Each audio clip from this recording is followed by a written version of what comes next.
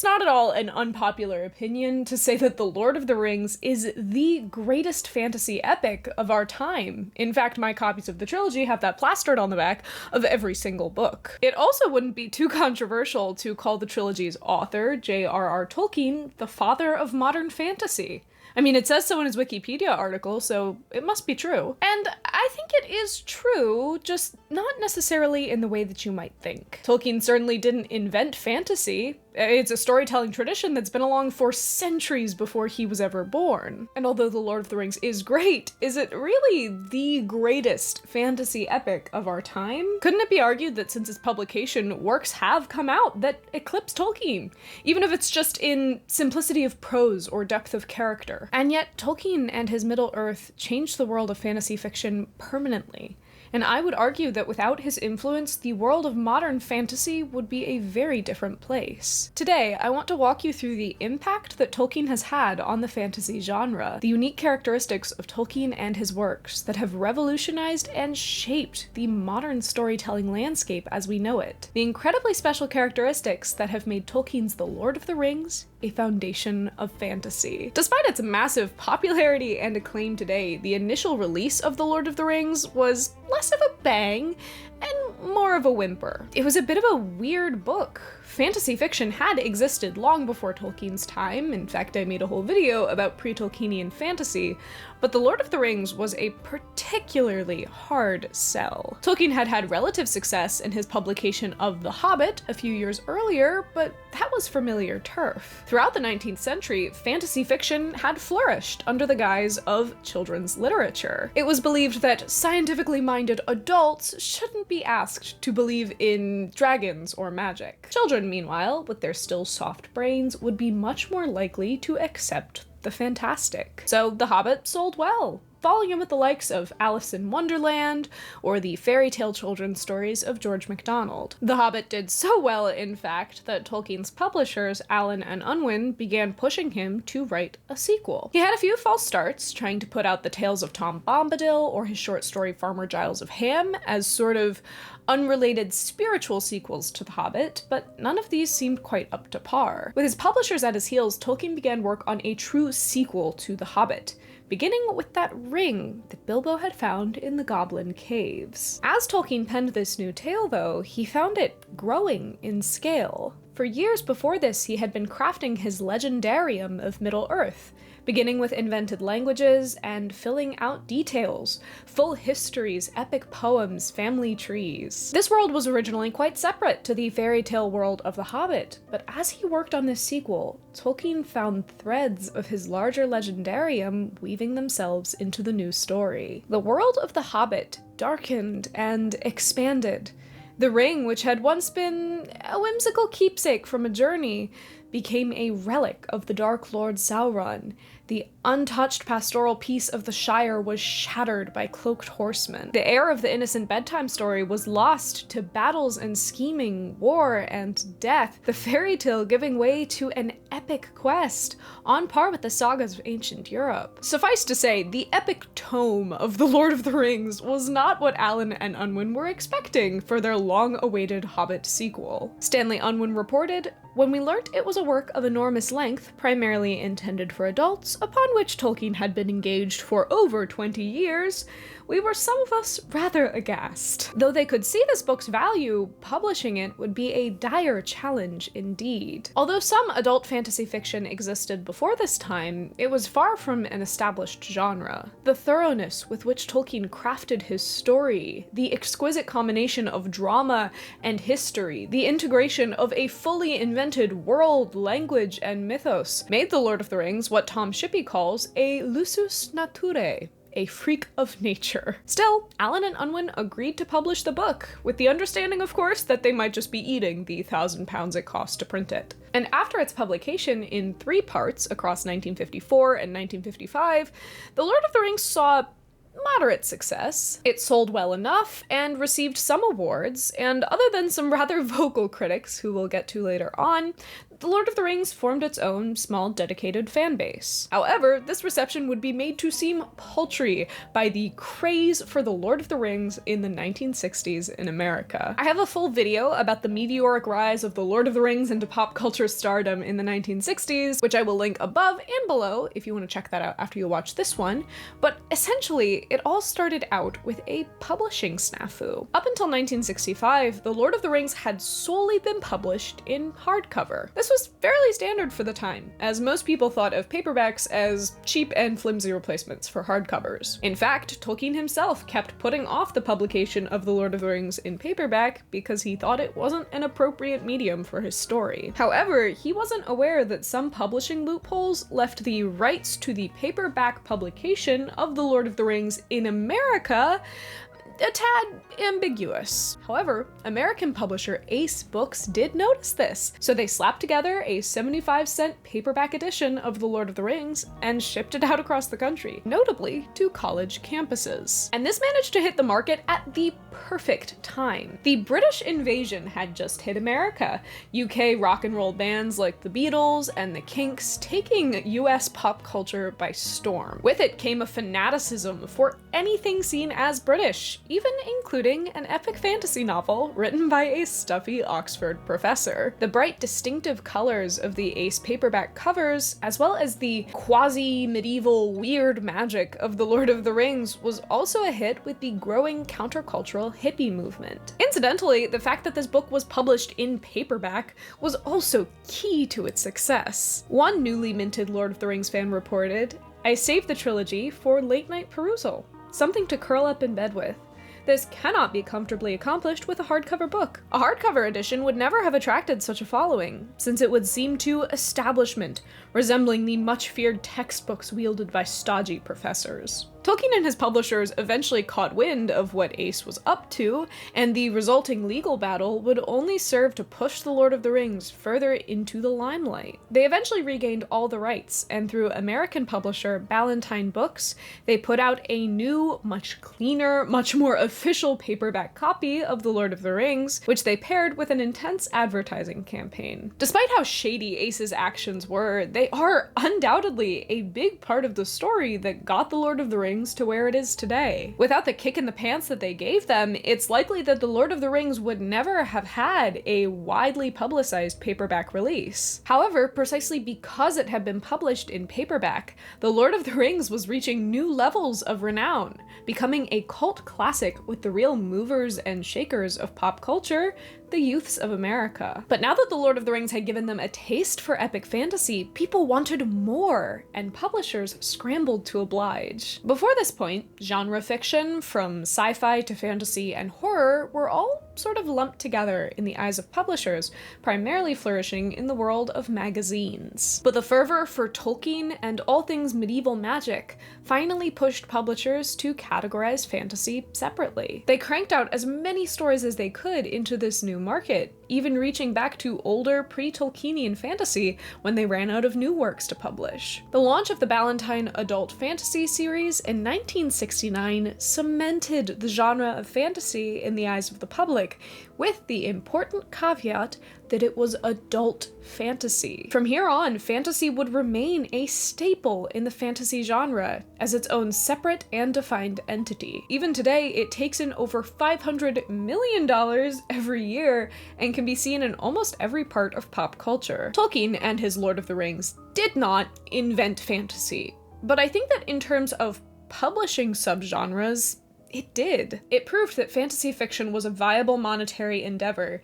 It showed that fantasy written explicitly for adults was a real market, and it awakened a hunger for fantasy that emerging authors are still trying to satiate today. But despite its booming popularity over the last 50-odd years, The Lord of the Rings has had its fair share of critics. In fact, the fantasy genre as a whole has, for quite a while, received a pretty bad rap. Since the emergence of realism in the 1850s, whose clear distinction between real and unreal sparked the need for intentional fantasy storytelling, academics have looked down upon fantasy storytelling. Adults and academics, it was believed, were far too serious for the likes of fantasy. Science had led man to a perfect comprehension of the world, its functions, and the inner machinations of humankind, so why would we tell stories about things that we know are unreal? As I discussed in the last section, fairy tales and magic seemed more suited to the realm of children. Needless to say then, Tolkien's very self-serious, fantastical world intended for adults was not well received by all audiences. Vocal critics such as Edmund Wilson, author of a review titled "Ooh, Those Awful Orcs,"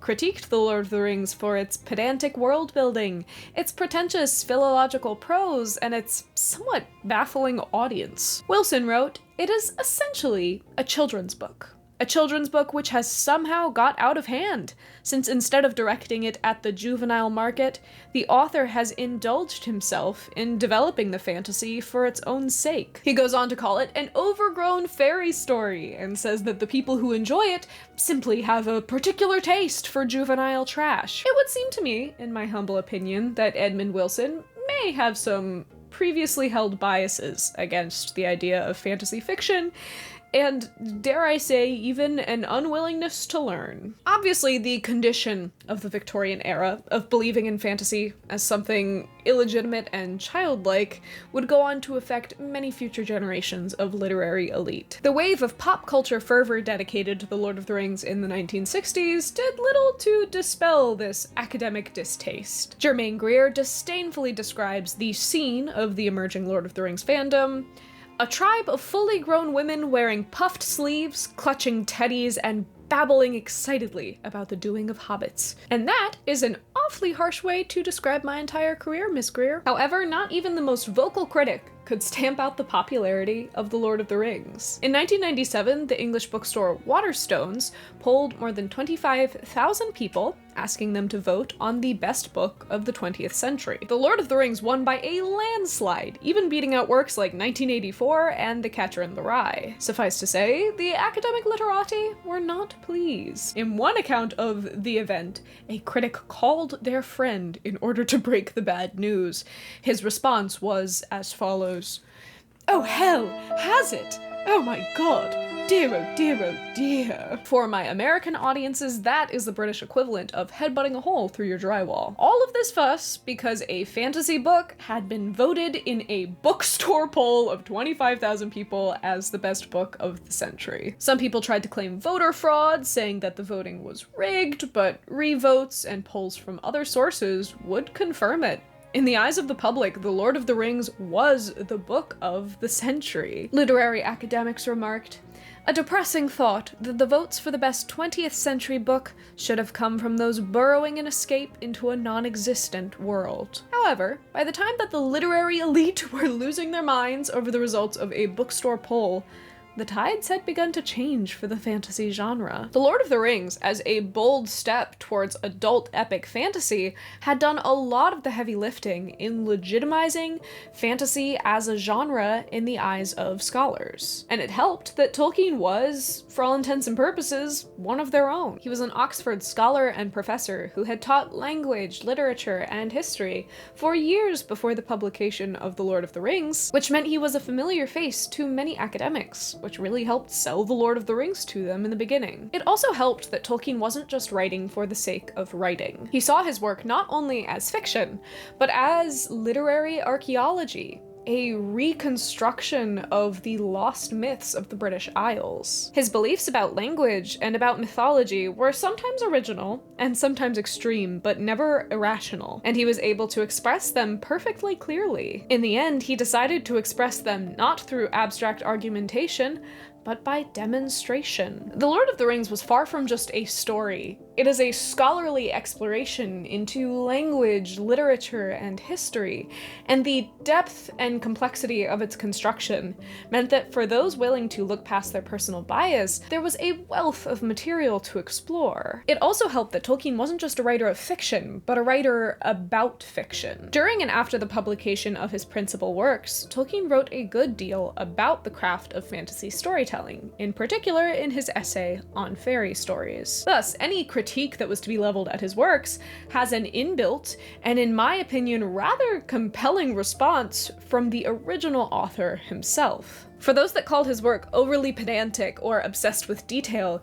he responded with the belief that the creation of a fully airtight secondary world was key to the generation of immersive fantasy. For those that said that fantasy was only meant for children, he said that fantasy, when forced to remain childlike, was deprived of its true potential. And for those that criticized the series for its escapism, that attacked its audiences for burrowing an escape into a non-existent world, Tolkien begs the question, what's so wrong about that? Why should a man be scorned if, finding himself in prison, he tries to get out and go home?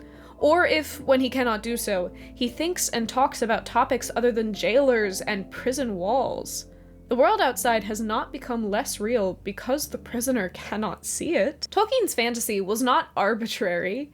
It was quite intentional. He wielded it so competently that even when The Lord of the Rings was blowing up as a pop culture sensation, some people were looking past that to see its true lasting value. By the 80s, the frenetic buzz had died down, but the true literary value of The Lord of the Rings meant that it had not left the cultural consciousness. A serious, if limited, discussion of Tolkien's artistic ideology had begun to appear. At a time when most of the popular media appeared uninterested in The Lord of the Rings except as a youthful fad, the appearance of real criticism suggested that the book might in fact prove to be something more durable. I think that the idea of The Lord of the Rings as a true academic work was really locked into place by the release of the Peter Jackson Lord of the Rings movies. Those movies became the new pop culture sensation, the new popular cultural idea of the story, the top Google result, if you will. This has, by comparison, I think, made the book seem more academic. It made the book seem kind of underground, like something that only scholars and true fans are gonna get. Of course, the acceptance of The Lord of the Rings by critics has had huge ramifications on the fantasy genre. It made us look back at what had come before it, seeing it in a brand new light, and has given us a new critical eye to examine emerging works. Tolkien proved that fantasy stories have real literary value. He cemented the idea that fantasy could be used as a tool to tell deeper truths, and firmly differentiated it from children's fairy tales. Without The Lord of the Rings changing the minds of scholars, the world of academic fantastical critique would be nowhere near where it is today. Now we come to my favorite part, the part where I feel like Tolkien has had the most profound and important impact: the craft of fantasy storytelling itself. Tolkien's ideas about fantasy fiction, explored thoroughly in his own works and the other things that he wrote about it, have become a sort of how-to for fantasy authors. The clearest example of this that we see is in world building. World building, at least in concept, has existed long before Tolkien made use of it. At the end of the 19th century, William Morris notably created one of the first full fantasies that we see, in which the world of the fantastic was truly immersive and treated as if it was real, not framed like, oh, that all happened in a dream, or only accessible through a rabbit hole, or even creeping into the fringes of our established reality. Tolkien would adopt and perfect this idea, using language as its foundation. The Lord of the Rings and Middle-earth is inspired essentially by language. Tolkien was a philologist, and he used Middle-earth as a way to give shape to his constructed, invented languages. He described Middle-earth as being made rather to provide a world for the languages than the reverse. To me, a name comes first, and the story follows. From these names spun a world, a universe, geography, maps, family trees. Tolkien was obsessed with the details of this world, believing that he needed to create an inner consistency of reality in order to create true fantasy. This idea of creating an immersive secondary world packed with details and well thought through is now called world building. and it has become a fixation for Western fantasy authors. Writers like Brandon Sanderson have created entire careers out of crafting worlds that are perfectly, logically consistent, from the density of the planetary atmosphere to the minutiae of the human body's functions. Bad world building is criticized as an inherent flaw in someone's writing, an idea that hasn't always been the norm. Pre-Tolkienian fantasy seldom bothers with establishing all of the details of a world or finding a strict internal logic. Stories like Alice in Wonderland, in fact, use a lack of logic and world building to craft fantasy. It wasn't until Tolkien that we saw this idea that we need strong world building in order to tell a story. Nowadays, this assumption that readers demand a perfect consistency from the fantasy world is unquestioned by most people who have written, or have, to any large extent, read contemporary fiction of the non-real. The prominence of world building is, of course, just one example of the many tropes and accepted norms that were pioneered by Tolkien. Fantasy races like elves, dwarves, and halflings have been picked up by major franchises like D&D and Harry Potter. The structure of a quest fantasy has dominated the fantasy genre as the go-to format for most fantasy stories. The cosmically scaled battle between good and evil that weaves itself into Tolkien's narratives can be found in everything nowadays, from My Little Pony to every single Marvel movie. In particular, though, I am fascinated by the influence that Tolkien has had on fantasy authors,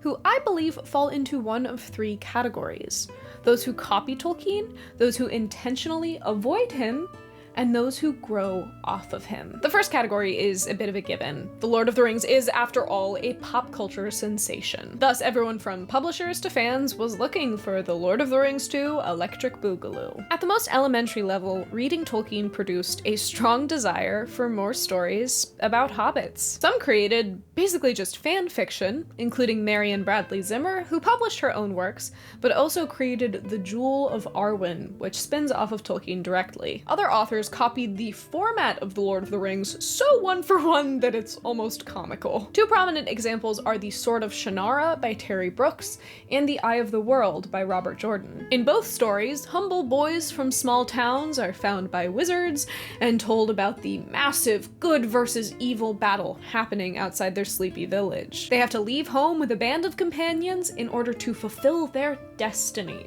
growing along the journey. Now, before you Wheel of Time fans get angry in the comments, both of these stories do branch out from here, giving their unique take on the fantasy adventure epic, but they are a great example of the initial urge to simply copy what worked for Tolkien. Of course, I would argue that most of these copycat Tolkien stories don't really get the nuance of what made Tolkien so special, but it is still a fascinating anomaly. On the other hand, there's authors that saw what Tolkien did, and then for one reason or another, usually not liking something Tolkien did, they chose to do the opposite. Philip Pullman, author of His Dark Materials, is a particularly outspoken voice against Tolkien and the whole generation of early 20th century fantasy authors, including C.S. Lewis. Pullman claims that Tolkien doesn't do any sort of speculative thinking about what's good and what's evil. It's very, very thin stuff, no nourishment in it. In order to combat this, Pullman's fiction leans much more into speculative philosophy and is distinctly anti-Christian. He saw in Tolkien what he didn't want to write, and for better or worse, it influenced the fantasy that he created. A less dramatic example of this is J.R.R. Martin,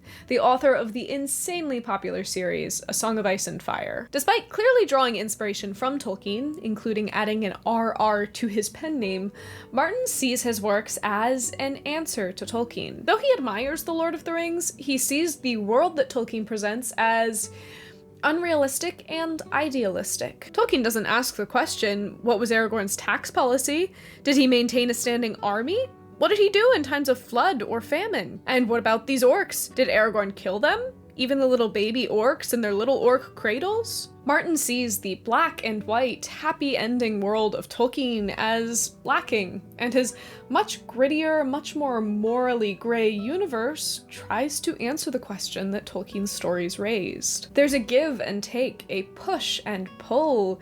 He takes inspiration from Tolkien, but seeks to fill in the gaps that he left. Many fantasy authors fall into this camp. seeing Tolkien's fantasy and wanting to push back against it. And in this way, Tolkien and his works provide the pivot around which a lot of modern fiction turns. The last category is the most nebulous, but it is also the most interesting. And that is authors who took the spark of fantasy created by Tolkien and blew it into a bonfire. One great example of this is Neil Gaiman. Gaiman has been a staple in the world of fantasy fiction since the 80s and has published things all across the board. Best known for his works like Coraline and American Gods, he's made comic books, fairy tales, children's stories, horror, and urban fantasy, and so much more. But strung throughout all of these stories lies one central thread: a very Tolkienian understanding of the art of storytelling. Just as Tolkien reaches back into previous myth for his world, his characters, his fantasy, Gaiman also looks back into the past to create anew. Myths are compost. They begin as religions, and then as the religions fall into disuse or the stories cease to be seen as literal truth, they become myths.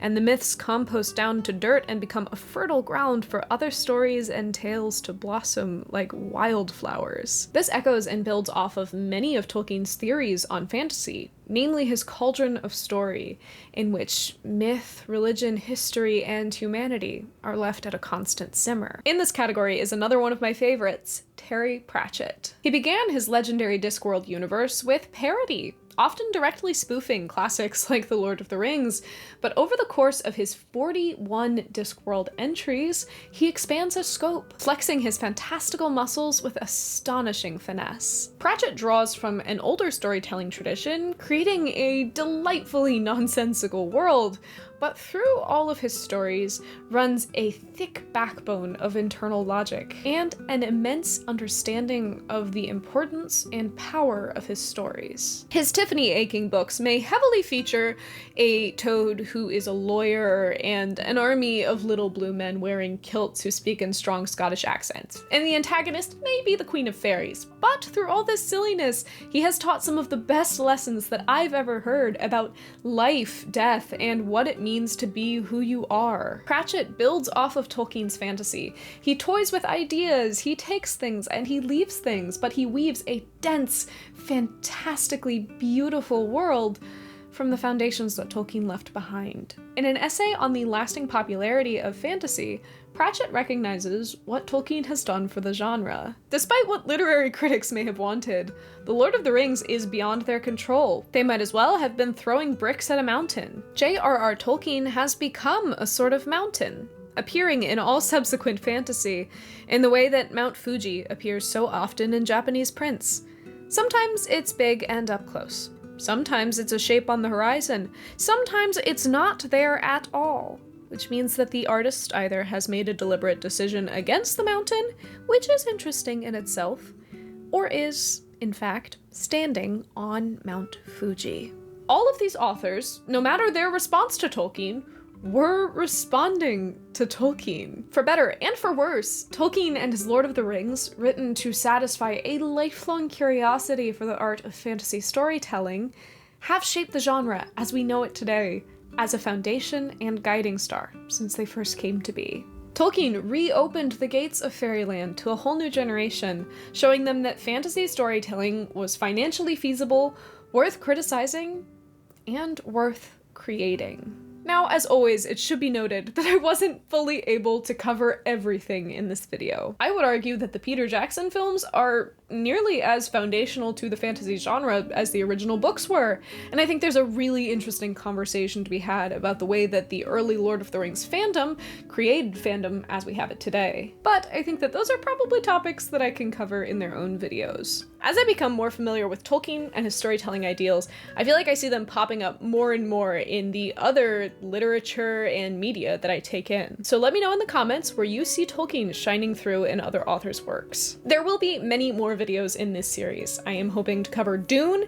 and do a full video on Discworld in a couple of months, probably providing a little bit more background information on those, just since I haven't covered them on the channel before, but I am super excited to give them this treatment. But feel free to let me know what other media you want to see examined in this light. This video is coming out, I believe, on the 20th anniversary of the release of The Return of the King. And although I didn't get to talk about the movies that much in this video, if you want to hear me talking about the movies and what I love about them and the impact that they've had on me, check out the Book at Breakfast podcast, where I made an appearance this week on the episode coming out on, I believe, Sunday, the 17th. I had a lot of fun chatting with those guys, so I will link their social media in the description, as well as the episode once it comes out. My Patreon is also linked in the description if you're interested in supporting me monetarily and joining my little community, but just subscribing and liking this video does so much to help me. Thank you so much for watching, and I hope that you have a very happy, hobbity day.